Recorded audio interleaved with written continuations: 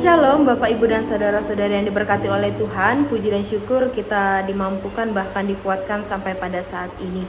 Bapak Ibu dan Saudara-saudari yang diberkati oleh Tuhan, renungan malam kita pada hari ini sesuai dengan Almanak Nas GKE dari kitab Yehezkiel pasal 18 ayat 1 sampai dengan 32 dengan judul perikop setiap manusia bertanggung jawab atas dirinya. Bapak, Ibu, dan Saudara-saudari yang terkasih, di dalam situasi pembuangan Israel, banyak orang merasa bahwa nasib mereka merupakan akibat langsung dari dosa nenek moyang mereka. Mereka beranggapan bahwa kejatuhan mereka adalah hukuman yang diturunkan dari generasi ke generasi. Namun melalui Nabi Yehezkiel, Tuhan menegaskan bahwa setiap individu, setiap manusia bertanggung jawab atas setiap tindakan, bahkan pilihan hidupnya sendiri. Di mana tanpa terikat pada dosa atau pada kejahatan yang dilakukan oleh generasi sebelumnya.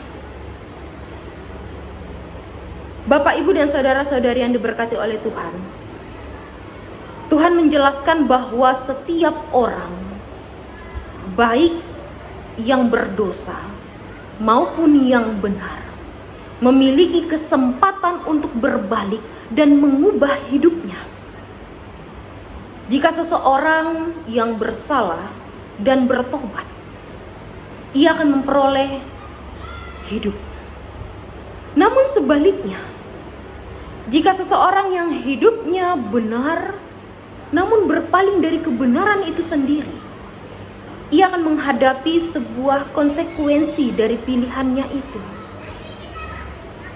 Bapak, Ibu, dan saudara-saudari yang terkasih, kasih Tuhan tidak hanya menghukum, tetapi juga memberikan sebuah harapan bahkan kesempatan untuk pemulihan. Di dalam konteks ini, pertobatan menjadi sebuah kunci bahwa kesempatan untuk memulai hidup yang baru terbuka bagi siapa saja yang ingin kembali kepada Tuhan. Hal ini menunjukkan bahwa kasih, bahkan keadilan Tuhan berjalan beriringan. Tuhan bukan hanya mengharapkan ketaatan, tetapi bagaimana relasi kita kepada Tuhan, bagaimana hubungan relasi kita dijalankan dengan tulus terhadap Dia, di mana pertobatan dan perubahan hidup menjadi sebuah bagian integral. Di dalam konteks ini kita diajarkan untuk tidak meremehkan sebuah dosa, di mana kita berusaha dan mampu untuk hidup sesuai dan seturut dengan kehendak Tuhan. Di dalam ayat 30 di dalam pasal ini secara khusus mengajak kita untuk meninggalkan sebuah pelanggaran-pelanggaran dan memulai hidup yang baru. Ini menunjukkan bahwa Tuhan menginginkan adanya transformasi dalam diri kita, di mana bukan hanya perubahan secara perilaku eksternal, melainkan perjalanan spiritual kita. Kita diajak untuk terus memperbaiki diri kita. Kita menjalin relasi yang lebih dalam lagi kepada Tuhan, di mana kita berusaha untuk hidup sesuai dan seturut dengan kehendak-Nya.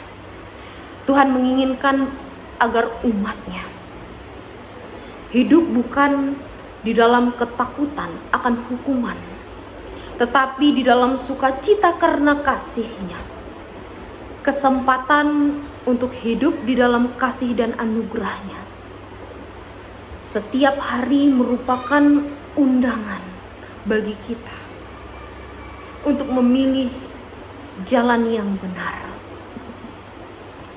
Di dalam kehidupan yang penuh dengan pilihan ini, kita diundang untuk berkomitmen pada kebenaran dan mengejar relasi yang lebih dekat lagi kepada Tuhan.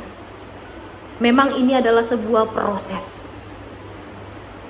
di mana kita tidak hanya berfokus pada diri kita sendiri, melainkan kita diajak untuk membawa sesama kita, orang lain,